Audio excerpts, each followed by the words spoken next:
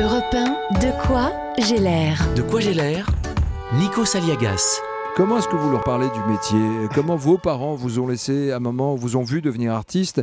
Et c'est vrai qu'à un moment, tout le monde ne parlait que de vous. Quand on arrive, quand on commence à flirter avec le succès, tout le monde vous voit à sa table, tout le monde vous appelle Vincent Delerme par-ci, par-là. Comment on reste sur Terre, Vincent Delerme? Comment on ne devient pas de dingue? Vis-à-vis des enfants, c'est ça. Le seul truc qu'ils ont, eux, c'est qu'ils sont dégoûtés que je fasse pas Fort Boyard. C'est le truc. Ils me disent, mais pourquoi tu vas pas à Fort Boyard? Il y a des chanteurs et tout ça. Mais ouais, pourquoi vous n'y allez pas en même temps? Ouais, j'ai pas réussi à trouver une bonne réponse qui arrive à les convaincre.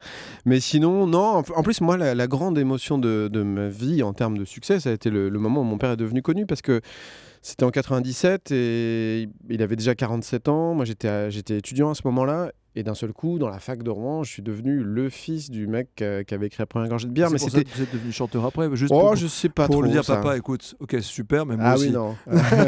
Mais surtout, c'était étrange parce que souvent, les enfants de gens un peu identifiés, ils connaissent ça dès l'enfance, dès qu'ils ont 4-5 ans à l'école. Et là, c'était tard. Et c'était particulier parce que ça reparamétrait évidemment des choses et en même temps rien du tout par d'autre côté, parce que tout est resté très normal dans nos vies, dans la sienne, dans celle de mes parents et dans la mienne. Et quand lui est devenu le père, tiens, c'est le père de Vincent Delerme, parce que ça s'est passé quelques années plus tard. Bien en sûr, mais 2000. c'était joyeux pour lui parce que mes parents étaient très fans de chansons, on en a parlé un peu, et l'idée que je puisse faire ça, évidemment c'est toujours un peu inquiétant parce qu'au début en plus il y a eu une sorte de petit phénomène qui n'était pas complètement adapté au fond de ma personnalité, qui est quand même plutôt assez discrète et tout. Et puis surtout c'était très inattendu, mais en tout cas c'est quelque chose qui est simplement joyeux parce qu'il y a les spectacles, parce que quand je commence une tournée, ils me disent « Ah, dis donc, tu fais pas beaucoup de dates en Normandie, là, j'ai vu, je sais pas où on va aller te voir. » Mais voilà, c'est sympa.